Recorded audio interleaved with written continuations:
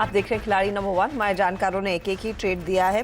तीनों trades fortunately तेजी की तरफ है, तो यहाँ पर कुछ स्टॉक स्पॉटिंग हो रही है तेजी की तरफ। अब उसका कितना फायदा मिल रहा है इनके पोर्टफोलियो को, उसका जायजा ले लेंगे। एक एक जगह खाली रखी है सभी ने अपने पोर्टफोलियो में, तो वही क्विकली आपके लिए लेकर आएंगे एक एक करके सभी के वो ट्रेड्स।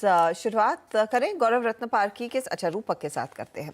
जीएसएफसी पर एक बाय कॉल इन्होंने दिया, 150 का टारगेट है। स्टॉप लॉस इन्होंने जो सुझाया वो करीब 126 के आसपास का है। रिटर्न्स भी दिखा दीजिएगा लगे हाथ। स्टॉक फ्लैट है, ज़्यादा कुछ योगदान इस समय तेजी की तरफ तो नहीं दे रहा है। अगला ट्रेड आएगा गौरव का। गौरव ने टीसीएस पर एक बाय कॉल दिया, 3130 का टारगेट, 2925 स्टॉप लॉस है। ये स्टॉक भी ज़्यादा कुछ कंट्रीब्यूट तेजी की तरफ नहीं कर रहा है। पंकज ने ईज माई ट्रिप पर एक प्ले दिया, 395 टारगेट, 357.50 आपके लिए स्टॉप लॉस के तौर पर काम करेगा। यहाँ पर आप गौर करें तो 1% तक की कमाई होती हुई दिखाई दे रही है, तो ये एक ट्रेड जो फिलहाल कंट्रीब्यूट कर रहा है पंकज के लिए। अब रिटर्न्स देख लेते हैं। एक एक जगह खाली रखी है तीनों ही जानकारों ने, एक एक ट्रेड आगे दोपहर में आएगा जरूर। तो फिलहाल मौजूदा रिटर्न्स 5% से ज्यादा के रिटर्न्स, नेली 5.44% के रिटर्न्स है पंकज के, 1.27% के रिटर्न्स के साथ दूसरे स्थान पर रूपक, और उनके ठीक पीछे है गौरव रत्नपारखी 1% के रिटर्न्स के साथ। ये है आपके लिए ताज़ा तस्वीर खिलाड़ी नंबर 1 की। सभी के ट्रेड्स पॉजिटिव टेरिटरी में, सभी के ट्रेड्स दरअसल इस समय तेजी की तरफ इशारा कर रहे हैं। एक दो ट्रेड्स आपकी स्क्रीन पर लेकर आते हैं जहां पर थोड़ा सा मोमेंटम लौट रहा है तेजी की तरफ, और उसमें ध्यान दीजिएगा एक तो बीपीसीएल पर। बीपीसीएल में 1.5% तक का इजाफा है, तो वो पॉजिटिवली ट्रेड करता हुआ। इसके साथ ही हमने देखा आज सुबह में सिप्ला, पावर ग्रिड जैसे ट्रेड्स पर बाय कॉल आया था, वो अभी भी तेजी की तरफ बैठे, लेकिन टाटा स्टील हार्ड टिक के साथ दरअसल फिसल रहा है। एक बार हमें दिखाइएगा वो 100 का पुट जो सुबह में सुझाया गया था। यहाँ पर एक शॉर्ट का पोजीशन आपको लेने की सलाह आई थी। टाटा स्टील का 100 का पुट प्लीज लेकर आइएगा, क्योंकि 96 के नीचे इस समय स्टॉक ट्रेड करता हुआ दिखाई दे रहा है।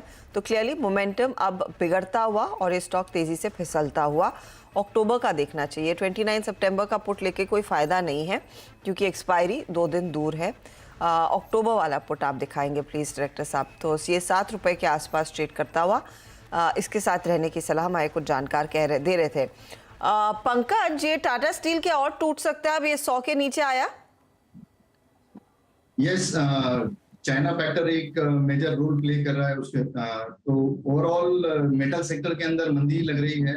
टाटा स्टील के ऊपर मेरा इवेंचुअल टारगेट जो आएगा वो 80 तक आएगा, और पुट के जरिए इसके अंदर बाइंग कर सकते हैं। अगर कोई ज्यादा रिस्क नहीं लेना चाहता है तो कवर्ड कॉल्स के जरिए इसके अंदर ट्रेड लिया जा सकता है। तो डेफिनेटली मंदी का ट्रेड इसके अंदर इनिशिएट हो सकता है टाटा स्टील में। मंदी का ट्रेड इनिशिएट हो सकता है। अच्छा, एक बार निफ्टी बैंक आपकी स्क्रीन पर रखते हैं, और निफ्टी भी। निफ्टी देखिए 16,961 के लेवल्स पर आ चुका है। ये फ्रेश लोज है आज के, उस पर आपको ध्यान देना है। निफ्टी बैंक भी 38,420 के लेवल्स पर ट्रेड करता है, तो बिकवाली का दबाव यहाँ पर दरअसल बढ़ रहा है, और ये स्थिति दरअसल मार्केट के लिए अच्छी नहीं है। मिड कैप्स में प्रेशर भी इक्वली बढ़ता हुआ करीब 180 अंकों की गिरावट देखने को मिली है। तो कल के लो के काफी करीब इस समय निफ्टी ट्रेड करता हुआ, क्लियरली ये साइन अच्छा नहीं है। अगर कंसिस्टेंटली उस लेवल के नीचे ट्रेड करना शुरू करता है तो शायद स्थिति और भी बिगड़ती हुई दिखाई देगी, उसका आप ध्यान रखिएगा। चलिए, आप तीनों से लेंगे इजाजत। फिलहाल वक्त हो रहा है एक ब्रेक का। ब्रेक के बाद कमोडिटी मार्केट का पूरा जायजा लिया जाएगा। बने रहिए CNBC आवाज के साथ।